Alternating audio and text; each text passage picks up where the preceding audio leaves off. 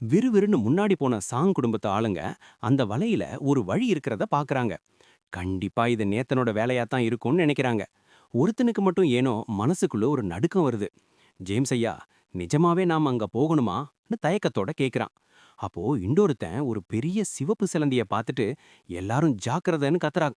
நிலைமை மோசமாகறத உணர்ந்த அந்த ரவுடிங்க துப்பாக்கியை எடுக்கிறதோட இல்லாம அவங்களோட சூப்பர் பவர்ஸையும் பயன்படுத்த ஆரம்பிக்கிறாங்க. கடைசில ஜேம்ஸே களத்துல இறங்குறான். திடீர்னு முன்னாடி வந்த ஒரு சிலந்திய வெறும் கையாலேயே குத்தி கிழிச்சு எறிகிறான். அந்த மிருகத்தோட ரத்தம் ஜேம்ஸ் மேல தெறிக்குது. அவனுக்கு அது ஒரு மாதிரி அருவருப்பா இருந்தாலும் அதுக்குள்ள படிகங்கள், அதாவது கிறிஸ்டல்ஸ் இருக்குமான்னு தேடி பார்க்கறான். ஆனா ஒன்னும் கிடைக்கல. அப்போ ஒரு விசித்திரமான காரியம் பண்றான். தான் கையில ஒட்டியிருக்க அந்த சிலந்தியோட ரத்தத்தை நக்கி பார்க்கறான். அந்த ரத்தத்துல அந்த படிகங்கள்ல இருக்கிற அதே சக்தி இருக்கிறத அவன் உணர்றான். அப்போ திடீர்னு ஒரு பெரிய வெடிச்சத்தம். நிமிந்து பார்த்தா ஒரு ராட்சச சிலந்திய யாரோ ஒருத்தன் வெறித்தனமா அட்டாக் பண்ணிட்டு இருக்கான். அது வேற யாரும் இல்ல, நம்ம நேத்தன் தான். ஜேம்ஸுக்கு ஆச்சரியம் தாங்கல. இந்த நேத்தன் எதுக்காக அந்த பெரிய சிலந்திய கொல்ல துடிக்கிறான்னு தெரியுது. அத கொன்னா கிடைக்க போற சக்திக்காகத்தான் இப்படி பண்றான்னு ஜேம்ஸ் தப்பா கணக்கு போடுறான். அடுத்து என்ன பண்ணலாம்னு ஒரு ஆள் கேட்க, ஜேம்ஸ் ஒரு தந்திரமான பிளான் போடுறான். இப்போதைக்கு இவன் எல்லா எதிரிகளையும் சமாளிக்கட்டும். நாம அந்த கேப்ல இந்த குட்டி சிலந்திகளோட சக்தியை உறிஞ்சுப்போம். அப்புறம் ஒரே அடியா அந்த பெரிய சிலந்தியையும் முடிச்சிட்டு நேத்தனையும் போட்டு தள்ளிடலாம்னு நக்கல சொல்றான். ஆனா நேத்தன் இத பத்தி கவலைப்படாம அந்த பேய் சிலந்திய கையாள்றதுலயே குறியா இருக்கான். சுத்தி இருக்கிற சிலந்தி பட்டாளத்தை விரட்ட ஒரு பெரிய நெருப்பு அலைய உருவாக்குறான். தான் ஆயுதத்தை வச்சு ஒரு சுத்து சுத்துனதுல நெருப்பு பிழம்புகள் நாலா பக்கமும் சிதறி சிலந்திகளை தூக்கி அடிக்குது. மின்னல் வேகத்துல முன்னாடி பாஞ்சு வழிய மறைச்ச வலைகளை எல்லாம் எரிச்சு சாம்பலாக்குறான். உன் குட்டி பசங்கள வச்சே என்ன மிழுங்கலான்னு பாத்தியான்னு அந்த ராட்சச சிலந்திய பார்த்து கேக்குறான். நேத்தனோட இந்த தாக்குதலை தாங்க முடியாம அந்த பெரிய சிலந்தி அப்படியே டயர்டாகி தரையில விழுது. இப்பதான் நேத்தன் கீழே நடக்கிறத கவனிக்கிறான். ஜேம்ஸும் அவன் ஆளுங்களும் அங்க இருக்கிறத பார்த்து அவனுக்கு செம ஷாக்கு. அவங்க அந்த குட்டி சிலந்திகளை அடிச்சு துவம்சம் பண்ணிட்டு இருக்காங்க. ஒரு சிலந்தியோட ஓட்ட உடைச்சு அதிலிருந்து வர்ற பச்சை ரத்தத்தை ஜேம்ஸ் குடி குடின்னு குடிக்கிறான். ஒவ்வொரு சொட்டு ரத்தத்துக்கும் அவன் உடம்புல சக்தி ஏறுது. ஜேம்ஸ்க்கும் சூப்பர் பவர் கிடைச்சிடுச்சான்னு நேத்தன் யோசிக்கிறான். முந்தின ஜென்மத்துல இந்த துரோகி பெரிய இடத்துக்கு போனது அவனுக்கு ஞாபகம் வருது. நேத்தன், இனி நீ எங்கேயும் தப்பிக்க முடியாதுன்னு ஜேம்ஸோட ஆளுங்க சவால் விடுறாங்க. நேத்தன் ரொம்ப கூலா அவனுங்கள பார்த்து, நீங்க பண்றது ஜாம்பிங்களை விட அருவருப்பா இருக்குடா, உங்க டேஸ்ட் ரொம்ப மோசம்னு நக்கல் பண்றான். நேத்தனோட திடீர் பேச்சை கேட்டு அவனுங்க மிரள்றாங்க. நேத்தன் இங்க இருக்கானே, அப்ப அந்த பெரிய சிலந்தி எங்கன்னு ஒருத்தன் கேட்க, நேத்தன் பின்னாடி கையை நீட்டி, அதோ உங்களை தேடித்தான் வந்துகிட்டு இருக்கு, கேட்டியே அந்த தாய் சிலந்தி, அதுகிட்டயே போய் பேசுங்கன்னு சொல்லிட்டு நைஸா ஒரு ஓரமா ஒதுங்குறான். தான் குட்டி பசங்க ரத்த கரையோட நிக்கிற ஜேம்ஸையும் அவன் ஆளுங்களையும் பார்த்த அந்த தாய் சிலந்திக்கு வெறி ஏறுது. தான் கூட்டத்தை எல்லாம் கூப்பிட்டு இவனுங்களை அப்படியே துண்டு துண்டா கிழிச்சு போடுங்கடான்னு உத்தரவு போடுது. பயந்து போன ஜேம்ஸ் அந்த சிலந்திங்க கிட்ட இருந்து தப்பிக்க வழி தெரியாம வெறித்தனமா சண்டை போட்டுட்டு இருக்கான். இன்னைக்கு தான் செத்திடக்கூடாதுன்னு அவன் நினைக்கிறான். இத மேல இருந்து வேடிக்கை பார்க்கற நேத்தன், டே ஜேம்ஸ், என் பழைய நண்பா, நீ இப்போ இருக்கிற நிலைமை உனக்கு தேவையானதுதான்னு நக்கலா சொல்றான். அத கேட்ட உடனே ஜேம்ஸுக்கு ரத்தம் கொதிக்குது. நேத்தன், எங்கேயும் ஓடிராத, நில்லுடா, எனக்கும் சூப்பர் பவர் கிடைச்சிருச்சு, வந்து உன்னை கவனிக்கிறேன்னு கத்துறான். நேத்தன் ஒரு நக்கலான சிரிப்போட, அப்படியா, சரி சரி, உன்கிட்ட கொஞ்சம் விஷயம் பேசணும், ஆனா அதுக்கு முன்னாடி இந்த சிலந்திய முடிச்சிட்டு வந்துடுறேன், நான் வர்ற வரைக்கும் செத்துடாம உசுர கையில புடிச்சிட்டு இருன்னு சொல்லிட்டு திரும்புறான். நேத்தன் தன்னை இவ்வளவு மட்டமா பேசுறத கேட்டு ஜேம்ஸ் ஆத்திரத்துல நடுங்குறான். அப்போ அவனோட ஆள் ஒருத்தன் ஓடி வந்து, ஐயா, துப்பாக்கி ரவையெல்லாம் தீந்துடுச்சு, நாம இங்கிருந்து தப்பிச்சு ஓடிடலான்னு சொல்றான். ஜேம்ஸ் கண்ல வெறி ஏறுது. ஓடுறதா? நேத்தனை கொல்லாம நான் இங்கிருந்து நகர மாட்டேன்னு கத்துறான். திடீர்னு ஜேம்ஸோட உடம்புல ஒரு விசித்திரமான மாற்றம் தெரியுது. அவனோட உருவம் மெல்ல மெல்ல பெருசாகுது. வெறி பிடிச்சவன் மாதிரி ஒரு சிலந்திய பிடிச்சு அதோட மண்டைய அப்படியே கடிச்சு துப்புறான். அந்த பச்சை ரத்தத்தை குடிச்சிட்டு, இப்ப பாருடா என் சக்தியேன்னு ஒரு ராட்சச சிரிப்பு சிரிக்கிறான். தன் ஆளுங்க கிட்ட, எல்லா சிலந்திகளையும் பிடிச்சு என்கிட்ட கொண்டு வாங்கடா, நான் இன்னும் பலசாலியாகணும்னு உத்தரவு போடுறான். சரியா அந்த நேரம் ஒரு சிலந்தி அவனை அட்டாக் பண்ண வருது. ஜேம்ஸ் திரும்பி கூட பார்க்காம ஒரே கையால அந்த சிலந்திய பிடிச்சு நரநரன்னு நசுக்கி எறிகிறான். இனிமே யாராவது ஓடிடலான்னு சொன்னீங்க, இந்த சிலந்திக்கு நடந்த கதிதான் உங்களுக்கும்னு மிரட்டுறான். இத பார்த்த அவனோட ஆளுங்க, சரிங்கய்யா, நேத்தனை ஜெயிக்க எத்தனை சிலந்திய வேணும்னாலும் பிடிச்சு தர்றோம்னு உறுதி கொடுக்கறாங்க. இன்னொரு பக்கம் நேத்தனுக்கும் அந்த ராட்சச பேய் சிலந்திக்கும் சண்டை உச்ச கட்டத்துல இருக்கு. நேத்தன் போடுற அடி அந்த சிலந்தியோட கடினமான ஓட்ல பட்டு தெறிக்குதே தவிர அதுக்கு ஒண்ணுமே ஆங்கல. அந்த சிலந்தியும் நேத்தனுக்கு ஒரு நிமிஷம் கூட டைம் கொடுக்காம அட்டாக் பண்ணிக்கிட்டே இருக்கு. திடீர்னு அந்த சிலந்தி வானத்துல ஒரு பெரிய எகிரி எகிரி நேத்தனுக்கு நேர் மேல போய் நிக்குது. அப்படியே தன் வாயில இருந்து ஒரு பிரம்மாண்டமான வலைய வீசுது. அந்த வலையோட அகலம் அந்த தெருவையே மூடுற அளவுக்கு பெருசா இருக்கு. சில நிமிஷத்துல நேத்தன் ஒரு பெரிய நூல் கூண்டுக்குள்ள சிக்கின மாதிரி நகர முடியாம மாட்டிக்கிட்டான். அந்த சிலந்திக்கு ஒரே குஷி. ஜெயிச்சிட்டோம்னு நினைச்சுக்கிட்டு தான் பிடிச்ச இரைய ருசி பார்க்க நேத்தன் கிட்ட நெருங்கி வருது. ஆனா நேத்தன் மனசுக்குள்ள, முட்டாள் சிலந்தியே, என்கிட்ட இவ்வளவு கிட்ட வர்றது எவ்வளவு ரிஸ்க் தெரியுமான்னு நினைக்கிறான். அடுத்த நொடி அந்த நூல் கூண்டுக்குள்ள இருந்து ஒரு சின்ன பொறி கிளம்புது. சரேல்னு மொத்த வலையும் தீப்பற்றி எரிய ஆரம்பிக்குது. அந்த தீ அப்படியே அந்த சிலந்தி மேலையும் பரவுது. தன்னோட வலையையே தனக்கு ஆப்பா மாத்திட்டானேன்னு அந்த சிலந்தி அலறுது. நேத்தன் அந்த நெருப்புக்கு நடுவுல இருந்து கெத்தா வெளியே வர்றான். நேத்தன் அந்த சிலந்திய பார்த்து, ஸ்வர்க்கத்துக்கு போக ஒரே ஒரு வழிதான் இருக்கு, ஆனா நீ அங்க போக முடியாது, நரகத்துக்கு போன்னு சொல்லிட்டு நெருங்குறான். அப்போ அந்த சிலந்தியோட ஒரு தந்திரமான குரல் கேக்குது. நேத்தன், நீ என் வலையில விழுந்துட்டன்னு சொல்லுது. ஆனா நேத்தன் அசரல. அவன் திரும்பி கூட பார்க்காம அந்த சிலந்தியோட ஆத்மாவ அப்படியே தன் கையால பிடிச்சு இழுக்கிறான். அந்த சிலந்திக்கு தூக்கி வாரி போடுது. ஒரு மனுஷனால எப்படி என் ஆத்மாவை தொட முடியுது, இவனுக்கு ஏது இவ்வளவு சக்தின்னு அந்த ஆத்மா தப்பிக்க முடியாம கதறுது. நேதன் கொஞ்சமும் இரக்கம் காட்டாம அந்த சிலந்தியோட ஆன்மாவை நசுக்கி ஒரு வழியா அந்த பெரிய போரை முடிவுக்கு கொண்டு வந்தான். அதுல இருந்து வெளிப்பட்ட சக்திய நேதன் அப்படியே உறிஞ்ச அவனோட சூப்பர் பவர் இப்போ 4வது லெவலுக்கு எகிரிடுச்சு. திடீர்னு அவனோட அந்த பாதாள சிறைக்குள்ள ஏதோ ஒரு புது சக்தி பரவறத அவன் உணர்ந்தான். அது அவனுக்கே கொஞ்சம் நடுக்கத்தை கொடுத்தது.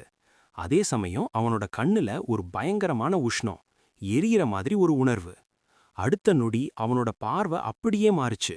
கண்ணு முன்னாடி மொத்த சிட்டியும் ஒரு மேப் மாதிரி தெரியுது. வானளாவிய கட்டிடங்களை விட உயரமா செக்க செவப்பா நெருப்பு பிழம்புகள் அங்கங்க எரியறது அவனுக்கு தெரியுது. அது மட்டும் இல்லாம சில இடங்கள்ல நீல நிற வெளிச்சம் தெரியுது. இதெல்லாம் வானத்திலிருந்து வந்து இறங்குன அரக்கர்களோட சக்தின்னு நேதன் புரிஞ்சுக்கிட்டான். இந்த திறமைக்கு பேரு தான் நெருப்பு பார்வை, ஃபயர் கேஸ். எங்கெங்கெல்லாம் சக்தி வாய்ந்த அரக்கணங்க இருக்காங்கன்னு இப்போ அவனால உட்கார்ந்த இடத்துல இருந்தே பார்க்க முடியும். அப்படியே தன் பார்வையை திருப்பின நேதன் அங்க சிலந்தி வலையில சிக்கி சோர்ந்து போய் கிடந்த பீட்ரிஸ பார்த்தான். இவங்க என் தங்கச்சி ஷெல்லோட டீச்சர் ஆச்சேன்னு அவனுக்கு ஒரு நிமிஷம் ஷாக்கு. ஆனா அத பத்தி யோசிக்கிறதுக்குள்ள பக்கத்துல இருந்து ஒரு கர்ஜன சத்தம் கேக்குது. திரும்பி பார்த்தா அங்க ஜேம்ஸ். அவன் இன்னும் அந்த சிலந்திகளோட ரத்தத்தை குடிச்சிட்டே இருக்கிறான். அவனோட உடம்பு இப்போ 2வது லெவலுக்கு மாறிடுச்சு. தசையெல்லாம் வீங்கி ஆள் பார்க்கவே பயங்கரமா இருக்கிறான். ஆனா அவனோட புத்தி இப்போ அவனோட கட்டுப்பாட்டுல இல்ல. நான் 10 லெவல் இருக்கிற இந்த வித்தையில இப்போ 2வது லெவலுக்கு வந்துட்டேன். 10வது லெவல் போனா நான் தான் கடவுள்னு அவன் பைத்தியக்கார மாதிரி கத்துறான். நேதனை பார்த்ததும் ஜேம்ஸ்க்கு வெறி ஏறுது. டே நேதன், எல்லாத்துலயும் நீ என்னை விட கீழே தான் இருந்த, இப்போ என் சக்திய பாருடான்னு சொல்லிக்கிட்டே மின்னல் வேகத்துல நேதனை தாக்க பாயிறான். நான் இப்போ லெவல் 2, உன்னால ஒன்னும் பண்ண முடியாதுன்னு அவன் கத்தும்போது பலார்னு ஒரு சத்தம். நேதன் கொடுத்த ஒரே அடியில ஜேம்ஸ் காத்துல 4-5 சுத்து சுத்தி தூரமா போய் தரையில தபார்னு விழுந்தான். மூச்சு வாங்கி கஷ்டப்பட்டுக்கிட்டே எந்திரிச்ச ஜேம்ஸ்க்கு ஒண்ணுமே புரியல. இவன் எப்படி லெவல் 2 ஆச்சே, இவன் எப்படி என்ன அடிச்சான்னு முழிக்கிறான். நேதன் மெதுவா அவன் பக்கத்துல நடந்து வந்து, நீ என்ன லெவல்னு நினைச்சிட்டு இருக்க? அப்புறம் அந்த 10 கோடி ரூபாய்க்கு ரொம்ப தேங்க்ஸ்டா, உன் குடும்பம் கொடுத்த காசு எனக்கு ரொம்ப உதவியா இருந்ததுன்னு நக்கலா சொல்றான். ஜேம்ஸ் அலறான், இல்ல இதெல்லாம் நடக்க வாய்ப்பே இல்லைன்னு. மறுபடியும் அங்க இருந்த சிலந்தி ரத்தத்தை குடிக்க போறான். நேதன் அவனை தடுக்கல, ஒரு சின்ன சிரிப்போட வேடிக்கை பார்க்கறான். ஜேம்ஸ், நீ எப்பவும் எதையும் நிதானமா செய்யற ஆளு, ஆனா இந்த வாட்டி அவசரப்பட்டுட்ட. ஒரு மனுஷன் அரக்கனோட ரத்தத்தை குடிக்கிறதுக்கு முன்னாடி அது என்ன பண்ணும்னு எக்ஸ்பெரிமெண்ட் பண்ணி பார்த்திருக்கணும்னு நேதன் சொல்றான். என்ன தடுக்க பார்க்கற, நான் தான் கடவுளால் தேர்ந்தெடுக்கப்பட்டவன்னு ஜேம்ஸ் கத்துறான். கடவுளோட பாதையா? அப்படின்னா அந்த பாதையை நல்லா உத்துப்பாருன்னு நேதன் சொல்ல, ஜேம்ஸோட கண்ணு முன்னாடி இருந்த உலகம் அப்படியே மாறுது. திடீர்னு ஜேம்ஸ் ஒரு விசித்திரமான உலகத்துல யாருமே இல்லாத ஒரு இடத்துல தனியா நிக்கிறான். ஜேம்ஸ் அந்த மாய உலகத்துல ஒரு பிரம்மாண்டமான மரத்தை பார்த்து வியந்து நிக்கிறான். ஆனா அவனோட ஆணவம் குறையல. நேத்தன்ய சக்திய பார்த்து பயந்துட்டான். அதான் என்ன மழுப்ப பாக்குறான்னு தனக்குத்தானே சமாதானம் சொல்லிக்கிட்டு நேத்தனை அடிக்க பாயிறான். ஆனா திடீர்னு ஜேம்ஸ் அப்படியே உறைஞ்சு நிக்கிறான். அவன் ஒரு பெரிய பாதாளத்தோட விளிம்புல நிக்கிற மாதிரியும், கீழே இருந்து ஆயிரக்கணக்கான அரக்கர்கள் கைய நீட்டி அவனை இழுக்கிற மாதிரியும் அவனுக்கு ஒரு பிரமை தோணுது. எங்க கூட வந்துடு, எங்களோட ஒன்னா கலந்துடுன்னு விகாரமான குரல்கள் அவனை அழைக்குது. ஜேம்ஸ் பயத்துல அலற ஆரம்பிக்கிறான். அப்போதான் அவன் கவனிக்கிறான், அவனோட கைகள் அப்படியே நீல நிறமா மாற ஆரம்பிச்சிருக்கு. இத பார்த்துட்டு இருந்த நேத்தன், டே முட்டாளே, ஜாம்பி வைரஸ் உன் உடம்ப அரிச்சுக்கிட்டு இருக்கு, உனக்கு இது இப்பதான் தெரியுதான்னு கேக்குறான். ஜேம்ஸ் பதறான். எனக்குத்தான் சூப்பர் பவர் இருக்கே, அப்புறம் எப்படி எனக்கு வைரஸ் வரும்னு கேட்க நேத்தன் விளக்குறான். நீ அளவுக்கு அதிகமா ஜாம்பி சக்திய சிலந்தி ரத்தம் வழியா உள்ள இழுத்துட்ட, அதான் உன் உடம்பால அதை தாங்க முடியல. ஆனா இதிலிருந்து தப்பிக்க ஒரு வழி இருக்குன்னு சொல்றான். ப்ளீஸ் நேத்தன், என்ன காப்பாத்து, என்ன பண்ணணும்னு சொல்லுன்னு ஜேம்ஸ் இப்போ நேத்தன் கால்ல விழுந்து கெஞ்சுறான். அந்த ஷான் கிங் மாத்திரைங்க தான் உன்னை இப்ப காப்பாத்தோம். ஒரு நாளைக்கு 4-5 மாத்திரை போட்டா உன் உடம்பு சுத்தமாகும்னு நேத்தன் சொல்லவும் ஜேம்ஸ் ஆனந்த கண்ணீர் வடிக்கிறான். நேத்தன், நீ நிஜமாவே என் நண்பன்டா, மாத்திரை குடு, நீ என்ன சொன்னாலும் செய்யறேன்னு சொல்றான். நேத்தன் ஒரு நக்கலான சிரிப்போட, நாம தான் நண்பர்களாச்சே, இதுக்கு எதுக்குடா கைமாறு, இந்தா வச்சுக்கோன்னு சொல்றான். ஆனா அடுத்த செகண்ட் நேத்தன் ஓங்கி ஒரு மிதி விடுறான். நீ என்னையும் என் தங்கச்சியையும் கொல்லணும்னு நினைச்சவன்டா. ஒரு வாட்டி உன்னை விட்டு வச்சேன், ஆனா உனக்கு நன்றியே கிடையாது. நீயா போய் உன் குழிய தோண்டிக்கிட்டன்னு நேத்தன் கத்துறான். அப்படியே தன் கையில இருந்த மாத்திரை டப்பாவை காட்டி, இதத்தானே தேடுனன்னு கேக்குறான். ஜேம்ஸ் வெறி பிடிச்சு அந்த டப்பாவை பிடிக்க பாயிறான். ஆனா ஜேம்ஸ், உன் உடம்புல இருக்கிற வைரஸை அழிக்க ஒரு டப்பா பத்தாது, 1 டன்னு மாத்திரை வேணும். நாம இன்னும் நெருங்கிய நண்பர்களா இருந்திருந்தா யோசிச்சிருப்பேன். ஆனா இப்போ நீ இந்த நோயால செத்து மடியறது தான் உனக்கு சரியான தண்டனைன்னு சொல்லிட்டு நேத்தன் அங்கிருந்து திரும்பினான். ஆத்திரத்துல ஜேம்ஸ் தன் கடைசி சக்தியை திரட்டி நேத்தனை பின்னாடி இருந்து தாக்கப் போறான். ஆனா அவன் நேத்தனை தொடுறதுக்கு முன்னாடி சரையேல்னு ஒரு இரும்பு கம்பி ஜேம்ஸோட மண்டைய தொலைச்சிக்கிட்டு வெளியே வருது. நேத்தன் அதிர்ச்சியில பார்த்தா அங்க பியட்ரிஸ் டீச்சர் நிக்கிறாங்க. ஜேம்ஸ அடிச்சது அவங்க தான். அந்த ஆளு செத்துட்டான்னு உறுதி பண்ணதுக்கு அப்புறம் தான் அவங்க பயத்துல நடுங்கிக்கிட்டே மூச்சு விடுறாங்க. நேத்தன் ஆச்சரியமா பார்த்தான். நீங்க இத செய்வீங்கன்னு நான் எதிர்பார்க்கலன்னு சொல்ல பியட்ரிஸ் மெதுவா சொல்றாங்க, என்னோட தோழி எனக்கு பண்ண துரோகம் தான் காரணம். இவன் இவங்களுக்கும் உங்க தங்கச்சிக்கும் துரோகம் பண்ண போறான்னு எனக்கு புரிஞ்சுது. உங்களால இவனை தீர்த்து கட்ட மனசு வரலன்னு நினைச்சேன், அதான் நான் செஞ்சேன். அப்புறம் அன்னைக்கு நீங்க மாத்திரை வாங்க சொன்ன அட்வைஸ்க்கு ரொம்ப நன்றி நேத்தன், அதுதான் இப்ப என்ன காப்பாத்துச்சுன்னு சொல்றாங்க. பீட்ரிஸ் விடாம ஜேம்ஸோட உடம்ப தேடுறா. ஏன்னா பலசாலி ஜாம்பிங்க செத்தா அவங்க கிட்ட இருந்து படிகங்கள் கிடைக்கும்னு அவ கேள்விப்பட்டிருக்கா. அவளோட முயற்சி வீண் போகல. ஜேம்ஸோட மண்டையிலிருந்து ஒரு மின்னக்கூற படிகம் வெளியே வந்து விழுது. அத ஆசையா எடுத்து பார்க்கறா. ஒரு சூப்பர் பவர் இருந்த மனுஷன் ஜாம்பியா மாறும்போது அவங்கிட்டயும் இந்த மாதிரி கிறிஸ்டல் உருவாகுமான்னு நேத்தனே ஆச்சரியப்படுறான். பீட்ரிஸ் அந்த படிகத்தை நேத்தன் கிட்ட கொடுக்க வர்றா. ஆனா நேத்தன், இது உன்னோட உழைப்பு, நீயா வச்சுக்கோன்னு மறுத்துட்டான். பீட்ரிஸ் மறுபடியும் அவனுக்கு நன்றி சொல்லிட்டு அந்த படிகத்தை கையில கெட்டியா பிடிச்சுக்கிறா. ஆனா அதை எப்படி பயன்படுத்தணும்னு அவளுக்கு புரியல. அவ உடம்புல சக்தி ஏறுறது தெரியுது, அதே சமயம் ஜேம்ஸ் மாதிரி ஜாம்பியா மாறிடக்கூடாதுன்னு ஜாக்கிரதையா இருக்கா.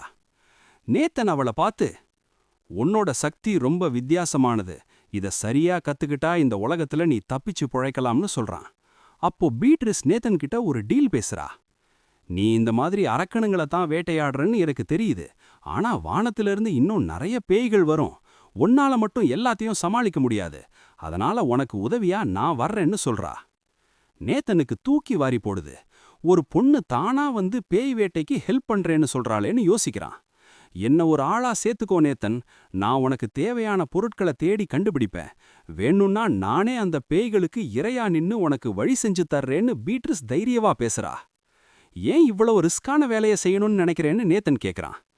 நான் பலசாலி ஆகணும் நேத்தன், அப்போதான் இந்த நரக உலகத்துல உயிர் வாழ முடியும்னு பீட்ரிஸ் உறுதியா சொல்றா. நேத்தன் ஒரு சின்ன சோதனை வைக்கிறான். சரி, பக்கத்துல இருக்கிற ஆஸ்பத்திரிக்கு போய் அங்க இருக்கிற அரக்கனை கொன்னுட்டு அதுக்கு ஆதாரமா ஒரு ட்ரோஃபியை கொண்டு வான்னு சொல்றான். அந்த ஆஸ்பத்திரி அரக்கன் சிலந்தியை விட பலசாலி, பாத்துக்கோன்னு நேத்தன் எச்சரிக்கிறான். அவனை ஜெயிக்க முடியலன்னா நான் உசுரோட வாழவே தகுதி இல்லாதவள்னு அர்த்தம், எப்படியும் அவனை முடிச்சிட்டு வருவேன்னு சொல்லிட்டு பீட்ரிஸ் கிளம்புறா. நேத்தனுக்கு அவளோட இந்த துணிச்சல் ரொம்ப பிடிச்சிருந்தது. அதனால அவளுக்கு தெரியாமலே தன் சக்தியோட ஒரு பகுதிய அவ பக்கம் பாய்ச்சிரான்.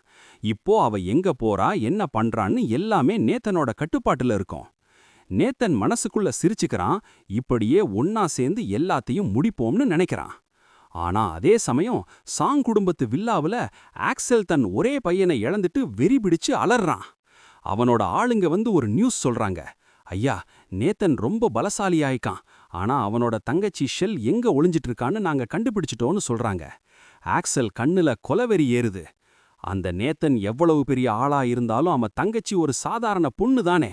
அவளை கொன்னுட்டு அவகிட்ட இருக்கிற எல்லா மாத்திரைகளையும் அள்ளிட்டு வாங்கடான்னு ஒரு சின்ன ராணுவத்தையே திரட்டிட்டு ஜூவை நோக்கி புறப்படுறான். நேதன் இப்போ சிட்டிக்குள்ள இருக்கான். அவனால உடனே திரும்பி வர முடியாதுங்கிற தைரியத்துல ஆக்சல் ஜூவை நோக்கி போறான். இன்னொரு பக்கம் இது எல்லாம் தெரியாத ஷெல் டிவி நியூஸை பார்த்துட்டு இருக்கா. சிட்டி முழுக்க கலவரம் நடக்கிறத பார்த்து பயந்து போய் ஜன்னல் வழியா அந்த ரத்த நிற நிலாவை பார்த்து அண்ணா பத்திரமா இருப்பாரான்னு கவலைப்படுறா.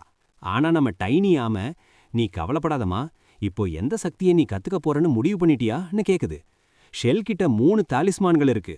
அதுல இருந்து ஒரு சக்தியை தேர்ந்தெடுத்தா அது அண்ணனுக்கு ரொம்ப உதவியா இருக்கும்னு ஒரு முடிவுக்கு வரா. அடுத்த நொடி அந்த ரூம் முழுக்க ஒரு மர்மமான எழுத்துக்களோட ஒரு பெரிய சக்தி அலை சுத்துது. நல்ல முடிவெடுத்திருக்க, நீ நிஜமாவே ஒரு தங்கமான பொண்ணுன்னு ஆமா பாராட்டுது. ஷெல் அந்த பாடத்தை கத்துக்க ஆரம்பிக்கும்போது மூளைக்குள்ள ஏகப்பட்ட தகவல்கள் வந்து இறங்குது. அவசரப்படாத, நிதானமா மனசை ஒருநிலைப்படுத்துன்னு டைனி சொல்ல ஷெல் அப்படியே செய்றா. இந்த தாலிஸ்மான்களை ஒரு பெரிய மாஸ்டர் என்கிட்ட கொடுத்துட்டு போனாரு. விதி யாரை தேடி வருதோ அவங்க கிட்ட இதை ஒப்படைன்னு சொன்னாரு. நானே இதை இது வரைக்கும் படிச்சதில்ல. உன்னால எவ்வளவு இதுல இருந்து கத்துக்க முடியும்னு பாப்போம். நான் ஆமா சொல்லிட்டு இருக்கும்போதே திடீர்னு டைனி பேச்ச நிறுத்துது. வெளியே இருந்து ஒரு ஆபத்தான வாசனை வருது. ஆக்சல் தன்னோட அடியாளுங்க, துப்பாக்கி ஏந்தின படை, அப்புறம் சூப்பர் பவர் இருக்கிற 3 முக்கியமான ஆளுங்களோட அந்த பில்டிங் வாசல்ல வந்து இறங்குறான். உள்ள போய் புகுந்த அந்த பொண்ணை தூக்குங்கடான்னு கத்துறான். என் பையன் சாவுக்கு நேதனை பலி கொடுப்பேன் அவன் வெறியோட சிரிக்கிறான். அவனோட ஆளுங்க ஊடி போய் அந்த மெயின் கதவை ஓங்கி உதைக்கிறாங்க. இந்த சாதாரண கதவு என் ஒரே அடியில தூள் தூளாகும் பாருன்னு ஒருத்தன் பாயிறான். ஆனா என்னாச்சு தெரியுமா? டமார்னு ஒரு சத்தம். கதவுக்கு ஒண்ணுமே ஆகல. இவன் தான் தூக்கி வீசப்பட்டு தோள்பட்டையில பலமான அடியோட கீழே விழுந்து கிடக்கிறான். இன்னொருத்தன் கிண்டல் பண்ணிட்டு 2 பேரா சேர்ந்து அந்த கதவை மோதி பாக்குறாங்க. மறுபடியும் அதேதான் நடக்குது. இரும்பு கதவையே உடைக்கிற பலம் இருக்கிற அந்த வீரன்களுக்கெல்லாம் ஒண்ணுமே புரியல. ஏண்டா சும்மா நிக்கிறீங்க, கதவு வரலன்னா ஜன்னல் உடைங்கடான்னு ஒரு கமாண்டர் கத்துறான். மத்தவங்க ஜன்னல் உடைக்க போறாங்க. ஆனா அங்கேயும் அதே கதை தான். இது என்ன இரும்பு ஜன்னலா இல்ல ஜனாதிபதி மாளிகையா? ஒரு ஜூவோட பில்டிங் ஏன் இப்படி இருக்குன்னு அவங்க மிரண்டு போறாங்க. ஆக்சல் சம கடுப்பாகிறான். வெடிகுண்ட வைங்கடான்னு உத்தரவு போடுறான். ஒரு பெரிய பேங்க் லாக்கரையே உடைக்கிற அளவுக்கு இருக்கிற வெடிபொருட்களை அந்த கதவுல கட்டிட்டு பில்டிங் இடிஞ்சாலும் பரவாயில்லன்னு முடிவெடுக்கிறாங்க. வீரன் ஒருத்தன் அந்த சிவப்பு பட்டனை அழுத்துறான். டுமீல்னு ஒரு பயங்கரமான வெடிச்சத்தம். அந்த இடமே புகையால மூடிடுச்சு. அவ்வளவு பெரிய வெடிகுண்டு வெடிச்சும் புகை மூட்டம் விலகி பார்த்தா எல்லாரும் அதிர்ச்சியில உறைஞ்சு போயிட்டாங்க. அந்த கதவுக்கு ஒரு கீறல் கூட விழல. ஜூவோட அந்த பில்டிங்கை சுத்தி ஒரு கண்ணுக்கு தெரியாத மர்மமான வேலி பேரியர் இருக்கிறது இப்பதான் அவங்களுக்கு புரியுது. இது சாதாரண மனுஷங்களால முடிஞ்ச காரியம் இல்ல. இது ஏதோ சூப்பர் பவர்னு அங்க இருந்த ஒரு சூப்பர் பவர் ஆளு கமாண்டர் கிட்ட சொல்றான். உடனே அந்த 3 சூப்பர் பவர் வில்லங்களும் ஒன்னா சேர்ந்து அந்த வேலியும் தாக்க ஆரம்பிக்கிறாங்க. அவங்க 3 பேரும் மொத்த பலத்தையும் காட்டவும் ஒரு வழியா அந்த பாதுகாப்பு வேலி பலார்னு உடையுது. எதை இவ்வளோ பத்திரமா இவன் ஒளிச்சு வச்சிருக்கான்னு பாப்போம்னு ஒருத்தன் திமிரா அந்த கதவை உதைச்சு தள்ளிட்டு உள்ள போறான். நேத்தன் அவன் தங்கச்சியை காப்பாத்த என்னதான் பிளான் போட்டாலும் என் மின்னல் வேகம் அவளை சாம்பலாக்கிடும்னு சொல்லிக்கிட்டே உள்ள ஒரு பெரிய மின்னலை பாய்ச்சறான். வெளியே இருந்தவங்க அந்த வெளிச்சத்தை பார்த்துட்டு அவ்வளோதான் வேலை முடிஞ்சதுன்னு குஷியாகிறாங்க. ஆனா பில்டிங்குக்குள்ள இருந்து ஒரு சத்தமும் வரல. உள்ள போனவன் வெளியே வருவான்னு பார்த்தா ஆளையே காணோம். ஏதோ தப்பு நடக்குதுன்னு புரிஞ்சுக்கிட்ட மற்ற 2 சூப்பர் பவர் ஆளுங்களும், நீங்க இங்கேயே நின்னு ஏக்ஸிலையாவை பத்திரமா பார்த்துக்கோங்க, நாங்க உள்ள போய் என்னன்னு பார்க்கறோம்னு சொல்லிட்டு உள்ள போறாங்க. உள்ள ஒரே இருட்டு. அதுல ஒருத்தன் வில் வித்தை சூப்பர் பவர் வச்சிருக்கான். அவன் தன் சக்தியை வச்சு இருட்டுலையும் தேடி பார்க்க 2வது மாடியில ஷெல் இருக்கிறத கண்டுபிடிச்சிடறான். அதோ அங்கதான் இருக்கான்னு சொல்லிட்டு குறி தப்பாம அம்பை எய்ய போறான். அப்பப்ப திடீர்னு ஒரு சின்ன ஆமை அவன் மூக்கு மேல வந்து டப்புன்னு குதிக்குது. இது எங்கிருந்துடா வந்துச்சுன்னு அவன் கடுப்பாகி அந்த ஆமையை தூக்கி வீசுறான். ஆனா அந்த கேப்ல ஷெல் அங்கிருந்து மறைஞ்சிட்டா. தூக்கி வீசப்பட்ட அந்த டைனி ஆமை, தம்பிங்களா, நான் ஒரு சாதாரண ஆமைப்பா, என்னை அடிக்காதீங்க, இங்க சண்டை போடாதீங்கன்னு சொன்னா கேளுங்க, அப்புறம் நான் என் சுயரூபத்தை காட்ட வேண்டியிருக்கும்னு ரொம்ப சாதுவா எச்சரிக்குது. அவனுங்க அத பெரிய விஷயமா மதிக்கல. அடுத்த செகண்டு பில்டிங்குக்குள்ள இருந்து ஒரு பிரம்மாண்டமான வெள்ளம் சீறிக்குது வெளியே வருது. வெளியே நின்ன படை வீரர்களை எல்லாம் அந்த தண்ணி அடிச்சிட்டு போகுது. அந்த சூப்பர் பவர் வில்லனுங்க மட்டும் கஷ்டப்பட்டு தப்பிச்சு நிக்கிறாங்க. அப்போ அந்த வெள்ளத்துல உள்ள போன அந்த முதல் வில்லன் மயக்கமா மிதந்துட்டு வர்றான். அவன் மேல நம்ம டைனியாம ஜாலியா உட்கார்ந்துட்டு வருது. நான் ரொம்ப அமைதியானவன், யாருக்கும் தீங்கு நினைக்க மாட்டேன்னு அந்த ஆமை சொல்ல, வில்லனுங்களுக்கு கோவம் தலைக்கு ஏறுது. இந்த ஆமைய போட்டு தள்ளுங்கடான்னு கமாண்டர் கத்த, எல்லாரும் துப்பாக்கியால சுட ஆரம்பிக்கிறாங்க. தோட்டாக்கள் மழையா வருது. ஆனா டைனிய சுத்தி ஒரு பாதுகாப்பு வலையும் தோன்றி எல்லா தோட்டாக்களையும் தடுத்து நிறுத்துது. அது மட்டும் இல்லாம அந்த தோட்டாக்கள் அப்படியே திருப்பி தாக்கி ரிகோஷே ஆகி ஏக்சல் ஆளுங்க மேலேயே பட்டு அவனுங்கள சாவடிக்குது. ஆனா அந்த சூப்பர் பவர் வில்லன் ஒருத்தன் மட்டும் தன் அசுர வேகத்தால தப்பிச்சிட்டான். அந்த சூப்பர் பவர் பையன் டைனி மேல பாயிறான். ஆனா அந்த பாதுகாப்பு வளையத்தை அவனால உடைக்க முடியல. அப்போ அந்த வில்லாளன் ஆர்ச்சர் தான் மொத்த சக்தியையும் வில்லுல ஏத்தி ஒரு பயங்கரமான அம்பை விடுறான். அந்த அம்பு பட்ட உடனே ஒரு பெரிய வெடிச்சத்தம். நெருப்பு பிழம்பு டைனிய சூழ்ந்துக்க அந்த பாதுகாப்பு வளையம் உடைஞ்சு போச்சு. இத பார்த்த வில்லனுங்க அவ்வளோதான், ஆமை காலின்னு குஷியாகுறாங்க. ஆனா அடுத்த செகண்டு அவங்க ரத்தமே உறைஞ்சு போச்சு. டைனிக்கு செம கோவம் வந்துருச்சு. சின்ன பையன்னு பார்த்தா ரொம்ப தான் துள்றீங்கிற மாதிரி அடுத்த சில வினாடிகள்ல டைனி தன்னோட விஸ்வரூபத்தை எடுக்குது. ஒரு பெரிய மலை மாதிரி அந்த ஆமை வளர்ந்து நிக்குது. அதோட ஓடு இப்போ இன்னும் பலமா மின்ன ஆரம்பிக்குது. டைனி தம் மனசக்தியால உடைஞ்சு போன அந்த வளையத்தோட துண்டுகளை எல்லாம் ஒன்னா திரட்டி ஒரு பெரிய நீர்ச்சூறாவளியை உருவாக்குது. ஒரு பக்கம் தண்ணி அடிச்சுட்டு போகுது, இன்னொரு பக்கம் தன் ராட்சச கால்களால அந்த ஆளுங்களை நசுக்க பாயுது. ஐயோ காப்பாத்துங்கன்னு அவனுங்க அலறி அடிச்சு ஓடுறாங்க. ஆனா அந்த வெள்ளம் அவனுங்கள அப்படியே முழுங்கிடுச்சு. தண்ணி வடிஞ்ச அப்புறம் பார்த்தா அங்க பாதி பேரு செத்து மிதக்குறாங்க. டைனி ரொம்ப அமைதியா சொல்லுது, எனக்கு வன்முறை பிடிக்காதுப்பா, ஆனா நீங்க விடாம வம்பு பண்ணா நான் என்ன பண்ணுவேன்? மத்தவங்கள காயப்படுத்துறவங்களுக்கு மன்னிப்பே கிடையாதுன்னு சொல்லிக்கிட்டே உசிரோட இருந்த அந்த கடைசி பையனையும் தான் ஒத்த காலால டபார்னு நசுக்கிடுது. அப்படியே சுத்தி பார்த்த டைனி இந்த கூட்டத்தோட தலைவன் எங்கேன்னு தேடுது. அவன் அந்த பில்டிங்குக்குள்ள தான் இருப்பான்னு அதுக்கு தெரியுது. ஆனா உள்ள என்ன நடக்குது? ஷெல் ஜன்னல் வழியா இதையெல்லாம் பார்த்துட்டு இருக்கும்போது பின்னாகி ஒரு நிழல் தெரியுது. இடி சத்தத்துல அவன் வர்றது அவளுக்கு கேட்கல. அது வேற யாரும் இல்ல, பழி வாங்கும் வெறியில இருக்கிற ஏக்சல் தான். கண்ணுல கண்ணீரோட ஏக்சல் கத்துறான், எனக்கு இருந்த ஒரே பையனை உன் அண்ணன் கொன்னுட்டாண்டி, இப்ப அவனுக்கு பதிலா நீ சாவணும்னு சொல்லிட்டு தான் கொண்டு வந்த துப்பாக்கிய ஷெல் மேல நீட்டுறான். உன் அண்ணன் பண்ண தப்புக்கு நீ பலியாகுன்னு சொல்லிட்டு ட்ரிகரா அழுத்துறான். டுமீல்னு ஒரு சத்தம். தோட்டா சீறிக்கிட்டு வருது. ஷெல் கண்ணை மூடிக்கிறா. அவ்வளோதான், கதை முடிஞ்சுதுன்னு நினைக்கிறா. ஆனா அவளுக்கு முன்னாடி ஒரு மாய திரை தோன்றி அந்த தோட்டாவை தடுத்து நிறுத்துது. ஷெல்லுக்கு ஒரு கீறல் கூட இல்ல. வெளியே இருந்த டைனி ஆமை நக்கலா சிரிச்சுக்கிட்டு, என் வீட்டு பிள்ளைய தொட உன்னால முடியுமாடான்னு நினைச்சுக்குது. இருந்தாலும் டைனி ஒரு விஷயத்துல தெளிவா இருக்கு. உலகம் அழிய ஆரம்பிச்சிடுச்சு. ஷெல் இனிமே எதிரிகளை நேருக்கு நேர் சந்திக்க பழகணும். இந்த ஏக்செல் அவளுக்கு ஒரு நல்ல பிராக்டிஸா இருப்பான்னு நினைச்சுக்கிட்டு வேடிக்கை பார்க்குது. பயத்துல நடுங்கிட்டு இருக்கிற ஷெல்லை பார்த்து ஏக்செல் பைத்தியம் பிடிச்ச மாதிரி இன்னும் 4-5 வாட்டி சுடுறான். ஏண்டி இன்னும் சாகாம இருக்க, ஏன் சாகல நீன்னு வெறித்தனமா கத்துறான். ஏக்செல் ஒரு பைத்தியக்காரனை போல துப்பாக்கியால் சுட்டு தீர்க்கிறான். நீ ஒரு சாதாரண பொண்ணுதான், ஆனா உன் ரத்தத்தை வச்சு என் குடும்பம் செல்வந்தர்களா மாற நீ உதவலாம். உன் அண்ணன் பண்ண தப்புக்கு நீ பலியாகித்தான் ஆகணும்னு கத்துறான். அந்த மாயவேலி அசைக்க முடியாம நின்னாலும் ஷெல் பயத்துல இதெல்லாம் எப்ப முடியும்னு தவிக்கிறா. துப்பாக்கி ரவையெல்லாம் தீர்ந்து போனதும் ஏக்செல் ஆத்திரத்துல அந்த துப்பாக்கியை தூக்கி போட்டுட்டு ஒரு நீளமான கத்தியை எடுக்கிறான். இந்த திரை எவ்வளவு நேரம் தாங்குதுன்னு பாப்போன்னு சொல்லிட்டு வெறித்தனமா அந்த மாயவேலியை ஓங்கி ஓங்கி வெட்டுறான். என்ன கொடுமைன்னா, அந்த அடியில அந்த மாயத்திரையில மெல்ல மெல்ல விரிசல்கள் விழ ஆரம்பிக்குது. அவ்வளவுதான், இன்னும் கொஞ்ச நேரத்துல உன்னை வெட்டி சாய்ப்பேன். நீ செத்து கிடக்கிறத போட்டோ எடுத்து உன் அண்ணனுக்கு அனுப்புவேன். அவன் அதை பார்த்து துடிக்கணும்னு ஏக்செல் ஒரு அரக்கனை போல சிரிக்கிறான். ஷெல் ஒரு கட்டத்துல பயத்தையே மறந்து அப்படியே சிலையாகி நிக்கிறா. ஏக்செல் அவ பயந்து போய் நிக்கிறதா நினைச்சிட்டு அந்த வேலிய முழுசா உடைக்கிறான். அப்போ ஷெல் மெதுவா நிமிர்ந்து நின்னு அமைதியான ஆனா உறுதியான குரல்ல சொல்றா, நான் இப்போ சாக முடியாது. நான் செத்துட்டா என் அண்ணன் ரொம்ப வருத்தப்படுவார். அதனால உங்களை கொல்றதை தவிர எனக்கு வேற வழி இல்ல. இத கேட்டதும் ஏக்செல் விழுந்து விழுந்து சிரிக்கிறான். ஒரு எறும்பு கூட கொல்ல துப்பில்லாத நீ என்ன கொல்ல போறியான்னு கிண்டல் பண்ணிட்டு கடைசியா ஒரு வெட்டு வெட்டுறான். அந்த மாயவேலி சுத்தமா உடைஞ்சு சிதறுது.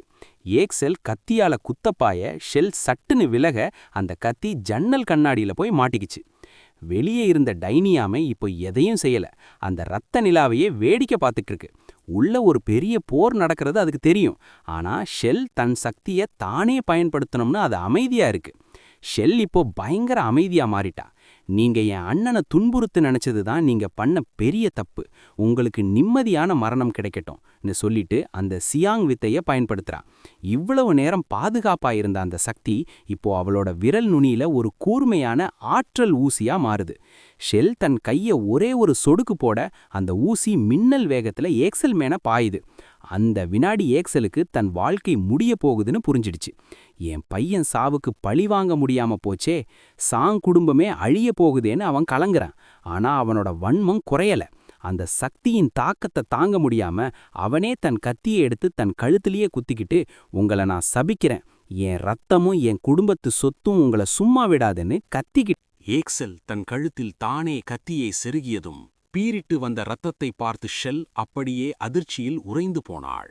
சாகும் தருவாயில் ஜன்னல் வழியே தெரிந்த அந்த இரத்த நிலவு ஏக்செல்லை வசியப்படுத்தியது. அவன் கண்கள் மிரள அந்த ஆகாயத்தில் ஒரு பிரம்மாண்டமான அரக்க உருவம் அவனுக்கு தெரிந்தது. உன் ஆன்மாவையும் உன்னிடம் மிஞ்சியிருக்கும் அனைத்தையும் எனக்கே தந்துவிடு என்று அந்த அரக்கன் கூற ஏக்செல் பயத்துடன் அதை ஏற்றுக்கொண்டான். மீண்டும் ஒருமுறை கத்தியால் தன் கழுத்தை அறுத்துக்கொண்டு அந்த மர்மமான ஜந்துவிற்கு தன்னையே பலி கொடுத்தான். அந்த அரக்கன் ஏக்செல்லை ஒரு அற்ப பூச்சி என்று கேலி செய்து சிரித்தது. ஏக்செலின் உயிர் பிரிந்து அவனது ஆன்மீக ஆற்றலும் இரத்தமும் ஆகாயத்தை நோக்கி ஒரு நீரோடை போல பாய்ந்தன. வானத்தில் ஒரு பெரிய பிளவு ஏற்பட்டு அதிலிருந்து ஒரு ராட்சசன் நகம் கொண்ட கை வெளிப்பட்டு ஏக்செலின் ஆன்மாவை கவ்வி பிடித்தது.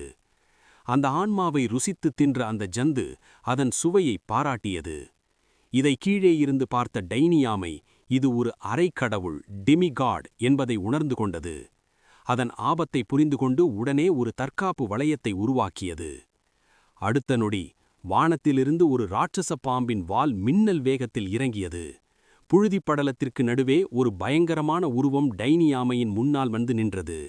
அது தன் நீண்ட நாக்கை வெளியே தள்ளி டைனியாமையை பார்த்து நல்ல சத்துள்ள உணவு என்றும் ஷெல்லை பார்த்து அழகான சிறுமி என்றும் வர்ணித்தது. நான் ஆயிரக்கணக்கான ஆண்டுகளாக பசியுடன் இருக்கிறேன். இன்று எனக்கு ஒரு நல்ல விருந்து காத்திருக்கிறது. நான் தான் அந்த மகாவீரன் யமடா நோ போரோச்சி என்று அந்த அரக்கன் தன்னை அறிமுகப்படுத்திக் கொண்டது.